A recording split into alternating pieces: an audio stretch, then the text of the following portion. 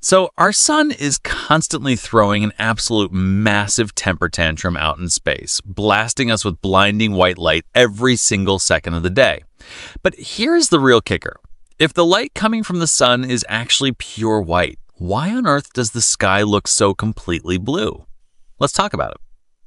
You see, that white sunlight looks super basic on the surface, but it is secretly hiding a whole entire rainbow of colors inside of it. We are talking red, orange, yellow, green, blue, indigo, and violet. They are all crammed in there together, riding down to Earth like passengers in a cosmic subway car.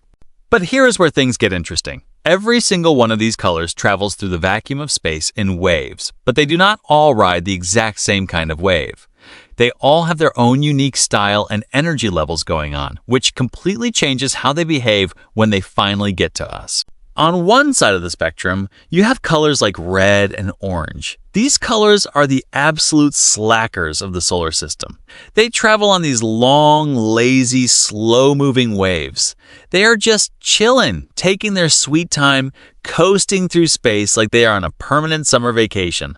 But on the absolute opposite side of the spectrum, you have blue and violet. These colors are completely out of control. They are bouncing around on short, choppy, high-energy waves like they just chugged 3 energy drinks and ran a marathon. They are hyperactive, moving fast, and ready to cause chaos. Now, as all this sunlight travels 93 million miles through the freezing cold vacuum of space, it finally arrives at Earth. And that is where it slams directly into Earth's atmosphere, which is basically a giant security shield made of gases like nitrogen and oxygen just floating around. When those long, lazy red and yellow waves hit the atmosphere, they do not care at all. They just coast right through the gas molecules without a care in the world. They completely ignore the atmosphere and pass straight down to the ground, which is why the sun looks yellowish-white to us. But when those hyperactive short little blue waves hit the atmosphere, it is absolute total chaos. The gas molecules basically act like bumper pads in a giant cosmic pinball machine. The second the blue light hits them, it starts blasting and scattering in literally every single direction. Scientists actually have a super fancy, expensive sounding name for this chaotic pinball process.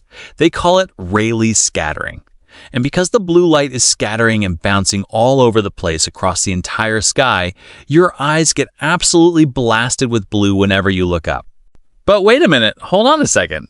If you look at the science, violet waves are actually even shorter and more hyperactive than blue waves. That means violet light scatters even more than blue light does. So if that is true, why on earth is the sky not purple? That is where things get weird. It turns out there are 2 hilarious reasons for this. First of all, our friend the sun is a bit of a slacker when it comes to making purple light.